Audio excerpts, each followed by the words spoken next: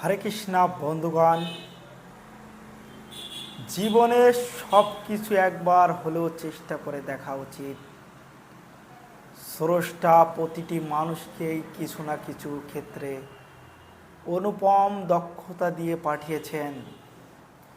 তুমি সেই কখনো জানতেও পারবে না যতদিন না তুমি সেটি চেষ্টা করে দেখছো।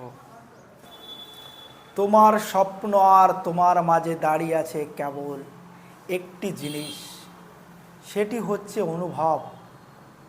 অজুহাত যে মুহূর্ত থেকে তুমি নিজেকে অজুহাত দেখানো বন্ধ করে আজ শুরু করবে, সেই মুহূর্ত থেকে তোমার স্বপ্ন আর থাকবে না, সেটি বাস্তব রূপ।